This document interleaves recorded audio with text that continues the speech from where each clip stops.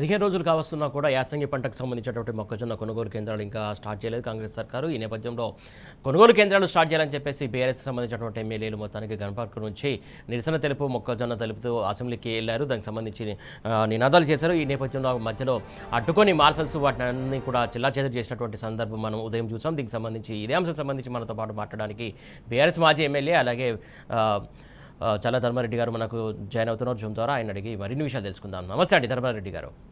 ప్రధానంగా చూస్తూ ఉంటే ఈరోజు మార్నింగ్ జరిగినటువంటి ఘటన ఏదైతే పంట కొనుగోలు చేయాలని చెప్పేసి విన్నవిస్తూ నిరసన తెలుపుతూ ఎమ్మెల్యేలు అసెంబ్లీకి వెళ్తున్నటువంటి క్రమంలో మార్షల్స్ అడ్డగించి ఇష్టానుసారంగా పంటను లాగేయడం కావచ్చు, పంట పైన ఉన్నటువంటి మమ్మకారం ఏంటి అనేది ఈ నేపథ్యంలో అర్థమైపోయింది. మొత్తానికి ఇంత రైతుల పట్ల ఇంత కక్ష సాధింపును ఎట్లా చూడాలి మనం?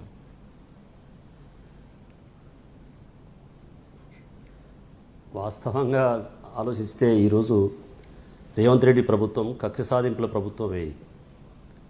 అసలు రైతు పక్షపాతం, రైతు పార్టీ అని చెప్పుకొని ఎన్నో రకాల మాయమాటలు చెప్పి మోసాలు చెప్పి నిన్నటి బడ్జెట్లో కూడా ఆయన పెట్టిన బడ్జెట్ చూస్తే ఇంతవరకు పెట్టిన లాస్ట్ బడ్జెట్లో ఖర్చు పెట్టిండా ఫస్ట్.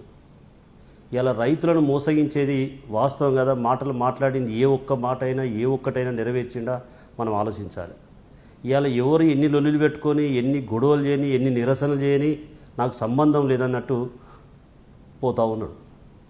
వాస్తవంగా ఈరోజు రైతుకు తెలంగాణ ప్రభుత్వం వచ్చినాక మాజీ ముఖ్యమంత్రి వర్యులు కేసీఆర్ గారు భారతదేశంలో లేనటువంటి ఒక రకంగా చెప్పాలంటే సాహసోపేతమైన నిర్ణయాలు తీసుకొని రైతు బంధు పథకం పెడితే రైతులు బాగుపడతారు. వారికి ఏం కావాలి? రైతుకు నీరు కావాలి, కరెంటు కావాలి, పెట్టుబడి కావాలి, ఇన్ టైంలో ఫర్టిలైజర్ కావాలి.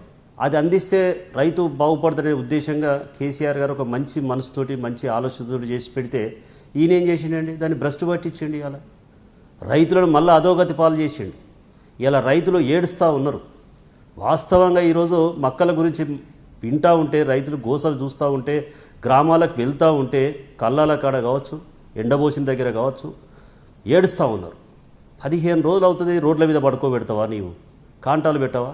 అదే మా ప్రభుత్వం ఉన్నప్పుడు, తెలంగాణ ప్రభుత్వం ఉన్నప్పుడు కల్లాల కాడికి పోయి కాంటాలు పెట్టుకునేది వాస్తవం కాదా?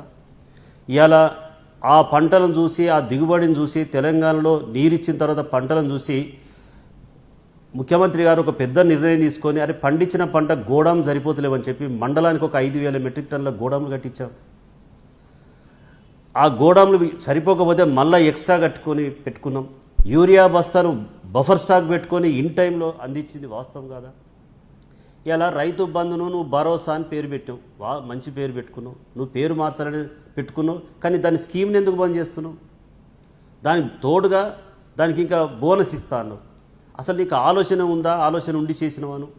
ఇవాళ 5 టర్ములు నువ్వు గెలిచిన కాంచి 5 టర్ములు రైతు బంధు పడాలి. 2018-23లో మాయ డబ్బులు సార్ నిల్వబెట్టిన డబ్బులు నువ్వు సొంతానికి వాడుకున్నావు. ఇప్పటివరకు ఇచ్చింది మూడు సార్లు ఇచ్చి 5 సార్లు 3 సార్లు ఎగ్గొట్టి ఉన్న రైతు బంధు. ఇది వాస్తవం కదా? ఇవాళ పంట కోతకు వస్తుందండి. నిన్న స్టేట్మెంట్ ఏదో విన్నాను. ఇప్పుడట 20వ తారీఖు ఉగాది తర్వాత ఇస్తారట. దేనికి ఇస్తాను? ఎందుకు ఇస్తున్నావు? అసలు నీ పెట్టిన పెట్టుబడి ఎప్పుడు పెట్టినావు? యాసంగి పంటకు ముందుకు ఇచ్చేది కేసీఆర్ గారు. ఆయిటి ఊనిందంటే మే నెలలో ఎండింగ్లో ఇచ్చేది. యాసంగి పంట అంటే నవంబర్ నెల ఎండింగ్లో రైతు బంధు ఇచ్చేది. ఇవాళ మీరేమి ఇచ్చినావు? ఇవాళ ఒక్కొక్క గ్రామానికి పోతే పండించిన పంట దిక్కు తోచక ఏం చేయాలో తెలుస్తలేదు. వర్షాలు పడే టైం అయింది. మళ్ళీ ముఖ్యంగా ఈరోజు నిన్న మొన్న తెలంగాణలో వర్షాలు అంటే ఇంకా భయభ్రాంతులకు గురైంది. యూరియా చూస్తే అసలు యూరియా, నేను అప్పుడప్పుడు గ్రామాలలో మనం మాట్లాడే మాటలు చూస్తే సోయిలేని ముఖ్యమంత్రి అనిపిస్తుంది. ఆ సామెత ఎందుకు అనాల్సి వస్తుందంటే ఇన్ టైం ఆయన ఎప్పుడూ తీసుకున్నది లేదు. మరి ఐటీ ఉంటుంది, యూరియా బఫర్ స్టాక్ పెట్టాలి, ఇన్ టైంలో యూరియా అంటే యూరియా షార్టేజా? ఎందుకు షార్టేజ్ అంటే షార్టేజ్ ఎందుకు వస్తుంది నీకు తెలియదా? ఎందుకు తెచ్చుకోవాలి తెలియదు. గత 10 సంవత్సరాల కాలంలో ఏనాడన్నా యూరియా ఇవ్వలేదా? లైన్లో నిలబెట్టారా? నువ్వు ఒక పాట పెట్టినావు ఎలక్షన్లో, ఆనాటి రోజులు వస్తాయో మళ్ళీ ఇందిరమ్మ రోజులు వస్తాయో అని పాట పెట్టినావు. పాట పెట్టినట్టే చేస్తున్నావు. నీకు 2014 ముందు కాంగ్రెస్ ప్రభుత్వంలో చెప్పులు లైన్లో పెట్టి యూరియా బస్తా నిలబెట్టింది వాస్తవం కాదా? మళ్ళీ మా ప్రభుత్వం పోగానే నీ ప్రభుత్వం రాగానే యూరియా బస్తాలు లైన్లో పెట్టింది మళ్ళీ వాస్తవం కాదా? చెప్పు మీరు. కేసీఆర్ గారు ఏం చేశారండి? ఇన్ టైంలో ఇచ్చాడు, ఇన్ టైంలో పెట్టుబడి ఇచ్చిండు, ఇన్ టైంలో నీళ్ళు ఇచ్చాడు. నీ కండ్ల మంటతనంతో కాళేశ్వరం ప్రాజెక్టును ఆపుతీ. కాళేశ్వరం ప్రాజెక్టు కూలింది అది అని మాట్లాడుతున్నావు. ఏం చేయలేమా దాన్ని?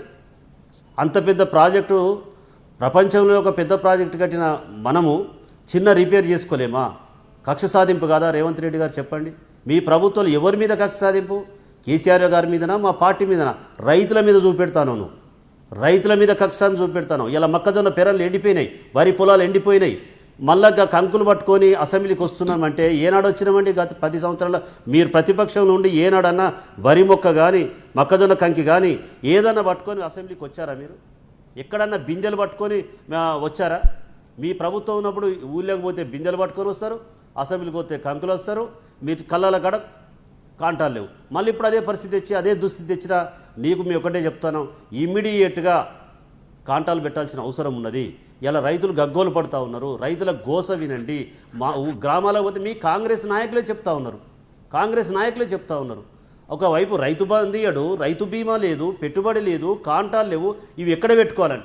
నిన్న ఒక ముఖ్యమంత్రి అంటాడు, నేను తుమ్మల నాగేశ్వరరావు అంటే నాకు గౌరవం అండి, ఆయన అగ్రికల్చర్ మంత్రి ఏంటంటే సంతోషపడ్డా. ఎందుకంటే ఆయన ఎమ్మెల్యేగా ఉన్నప్పుడు కానీ మంత్రిగా ఉన్నప్పుడు కానీ ఆయనకు రైతు క్షేత్రం ఉంది, ఆయన ఖమ్మంలో వ్యవసాయం చేయిస్తాడు. నిజంగా రైతులు బాగుపడతారు కావచ్చు, ఈయన చేతికి వచ్చింది అనుకున్నా. ఆయన మొక్కజొన్న పెట్టొద్దు, వరి పెట్టొద్దు, కాంటాలు పెట్టొద్దు అంటాడు, యూరియా ఇన్ టైంలో ఇయ్యలేడు. మరి ముఖ్యమంత్రి గారిని మీరు అడగలేకపోతారా, మీరు చేయలేకపోతారా చెప్పాల్సిన అవసరం తుమ్మల నాగేశ్వరరావు గారికి ఉంది. ఇవాళ ముఖ్యంగా చెప్పాలంటే రేవంత్ రెడ్డి గారికి నిజంగా వ్యవసాయం మీద పట్టు లేదు. వ్యవసాయం మీద అదే ఏ ఒక్క శాఖ కాదు, ఇందాక పల్లరాశాడు, ఎడ్యుకేషన్లోనూ కరెక్ట్ కాదు, ఎడ్యుకేషన్ మంత్రిగా లేవు, మున్సిపల్ మంత్రిగా చేయలేకపోతాను, అసలు రాష్ట్రాన్ని నువ్వు ఏం చేయలేకపోతాను. ఈ శాఖలని నీ దగ్గర పెట్టుకొని ఇలా వ్యవసాయ రంగాన్ని నిర్వీర్యం చేస్తున్నది వాస్తవం కదా. ఇలా గ్రామాలన్నీ కూడా వ్యవసాయం మీద ఆధారపడ్డాయి. నీకు తెలిసి వస్తుంది ఇప్పుడు ఇవి పెట్టలేకనే, ఇవి యూరియా ఇవ్వలేకనే నువ్వు ఎలక్షన్లో కూడా పోతలేవు. కాదు నేను గ్రామాలలో కూడా ధర్మారెడ్డి గారు ఇదే మంత్రుడు ఇదే నాయకుడు ప్రధానంగా ఏదైతే పంటకు సంబంధించి పంట మార్పిడి జరగాలని చెప్పేసి పదే చెప్పి వాళ్ళను డైవర్ట్ చేశారు. వరి వేయొద్దు, పంట మార్పిడి జరగాలి, ప్రత్యామ్నాయంగా వేరే పంటలు పండించడం చెప్పేసి ఇదే మంత్రుడు డైవర్ట్ చేశారు. పోనీ ఇట్లన్నా కొంటారేమో అని వాళ్ళు రైతులు ఆశపడి వేరే పంట పండిస్తే అది కూడా కొనకుండా కళ్ళల్లో కావచ్చు, మార్కెట్ యార్డ్లో తడిసి ముద్దవుతున్నటువంటి పరిస్థితి, అకాల వర్షాలతోటి మొత్తం ధాన్యం అంతా తడిసిపోయినటువంటి పరిస్థితి. ఎందుకు వీళ్ళు చెప్పిన మాటకు కట్టుబడి ఎందుకు ఉండట్లేదు అనుకోవాలి కాంగ్రెస్ నాయకులు?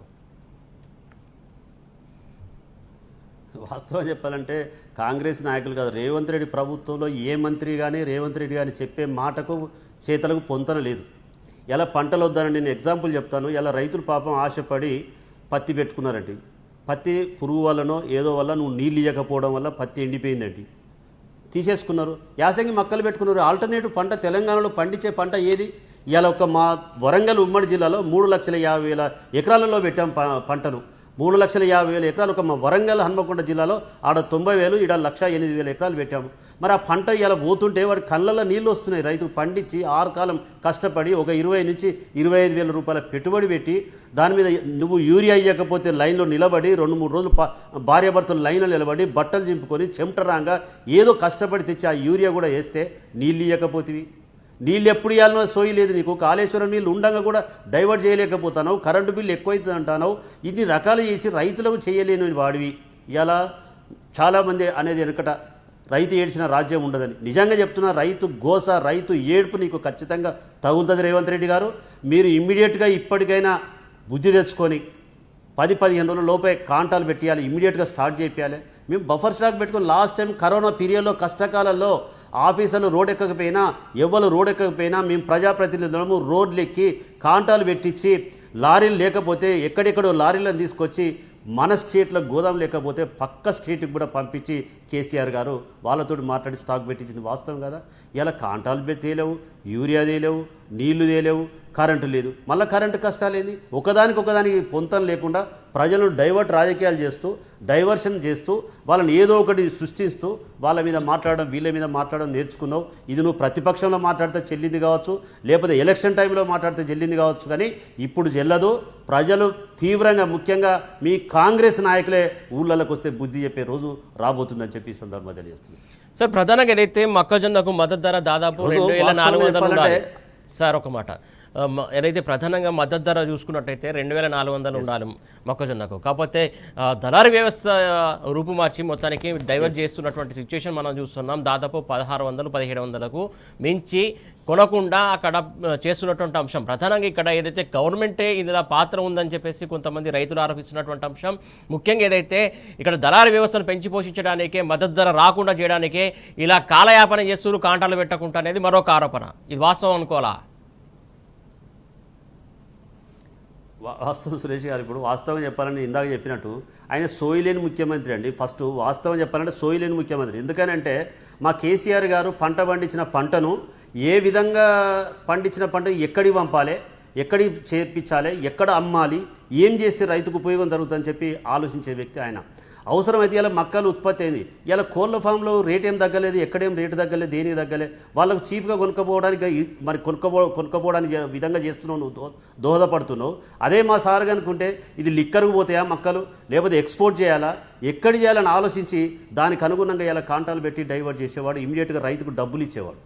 కష్టకాలంలో డబ్బులు లేకపోతే కూడా రైతు కాంటా అయినాక వారం 10 రోజుల లోపే తన అకౌంట్లో డబ్బులు ఇప్పించేవాడు. ఇవాళ బ్రోకర్ల చేతికి పోతే వాళ్ళు డబ్బులు ఎగ్గొట్టడము, వాళ్ళు ఇవ్వకుండా పోవడం, పారిపోవడం, ఐపీ పెట్టడం, నానా రకాలు ఇప్పటికే స్టార్ట్ అయినాయి. నేను ఒకటే ఇవాళ చెప్తున్నా, ఇవాళ 2400 రేటు ఉంది ఎంఎస్పీ రేటు. నువ్వు 1700, 1600 కూడా మార్కెట్లో పెడితే కొనేవాడు లేకపోయా. వాడు ఏమంటాడు, ఇంకా 2 రోజులు అయితే వర్షం పడితే తడిసిపోయినాయి, నాకు 1000 రూపాయలకే ఇచ్చిపోమనే పరిస్థితి వచ్చింది. అంటే రైతు ఏ విధంగా బాగుపడాలి ఆలోచిస్తున్నావా? ఇవాళ రైతు గురించి మాట్లాడాలి తప్ప నువ్వేమన్నా అంటే ఇక్కడ ఇండస్ట్రీ మూసినది అంటావు, ఇంకోటి అంటావు. ఏది సక్సెస్ అయినాయండి? నీ లగచర్లో ఫెయిల్ అయినావు, నీ ఫార్మాసిటీలో ఫెయిల్ అయినావు, నువ్వు మూసీ నదిలో కూడా ఫెయిల్ అవుతావు.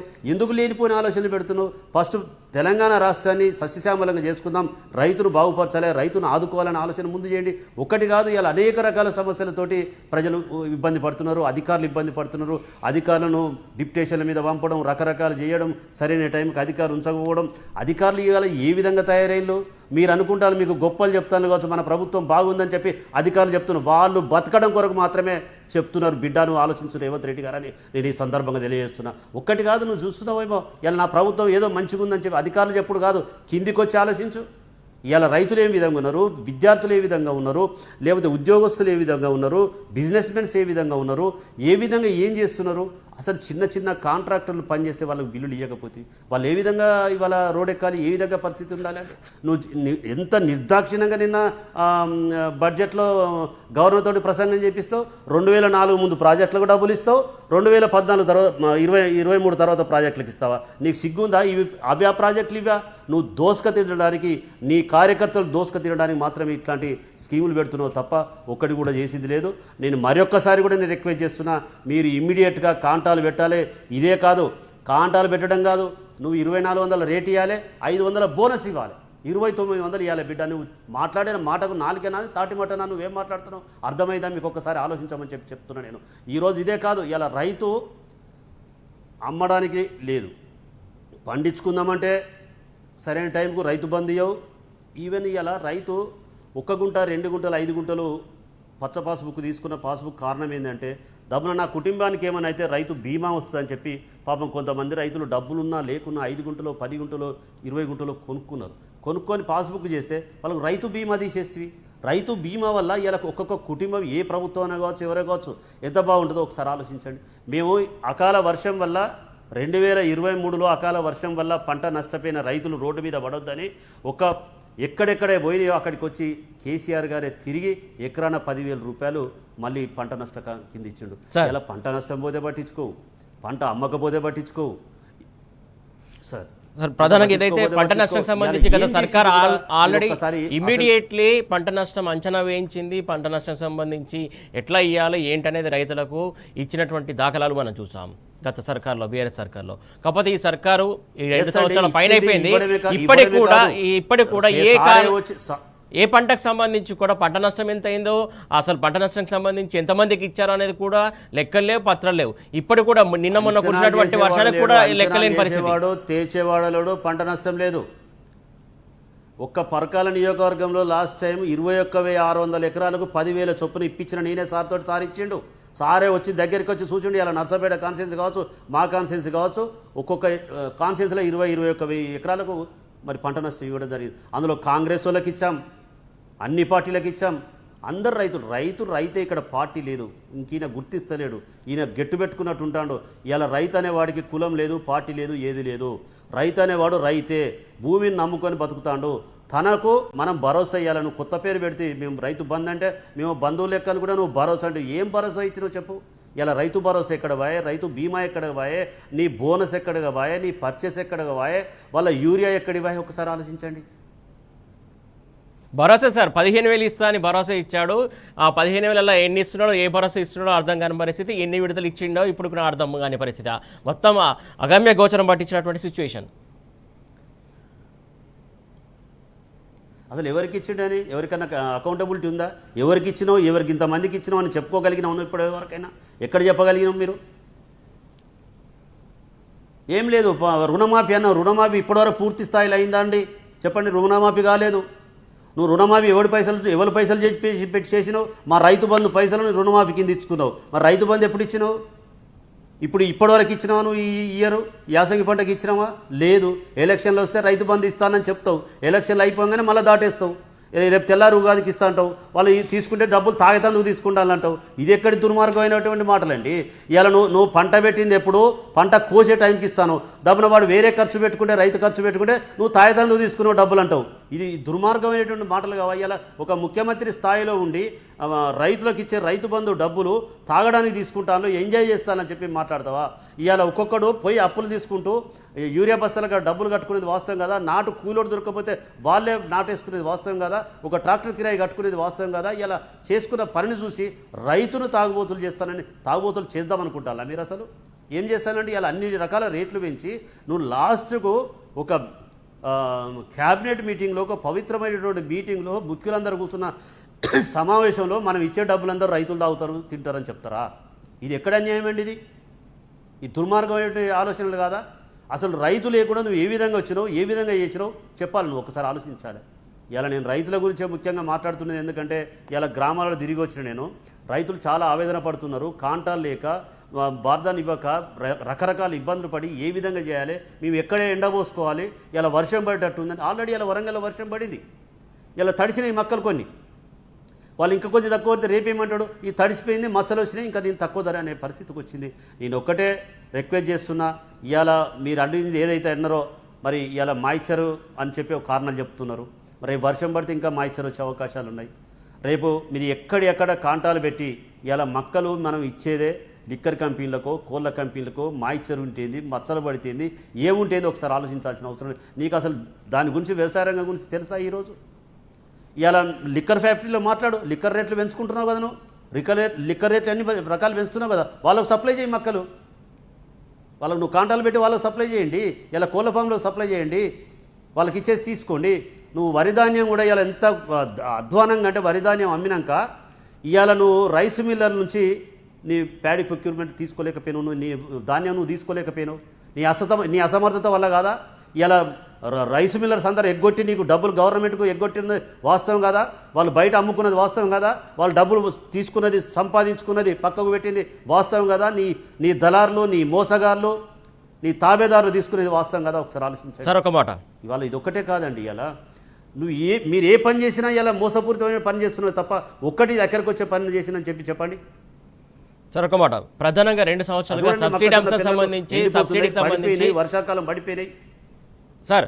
సబ్సిడీ అంశానికి సంబంధించి 2 సంవత్సరాలుగా సబ్సిడీ ఇవ్వని పరిస్థితి ప్రధానంగా. దాంతో పాటుగా ఇప్పుడు వీళ్ళని నమ్ముకొని రైతులు దాదాపు తెలంగాణ వ్యాప్తంగా చూస్తూ ఉంటే 8 లక్షలకు సంబంధించి ఎకరాల్లో మొత్తానికి పంట పండించినటువంటి అంశం. దీనికి సంబంధించి వీళ్ళకి న్యాయం జరగాలంటే ఏం చేస్తే బెటర్?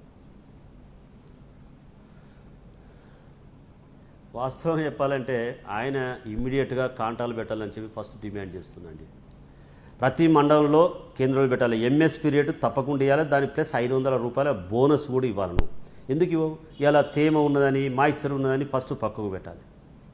రైతును ఫస్ట్ నువ్వు ఆదుకో. ముందు రైతు రోడ్డు మీద పడే పరిస్థితి. ఒక 1 వీక్ అయితే కనుక, 1 వీక్లో మీరు లోపట్ల కాంటాలు కనుక పెట్టకపోతే ఖచ్చితంగా రోడ్డు ఎక్కుతాడండి, రోడ్డు మీద పడతాడండి రైతు.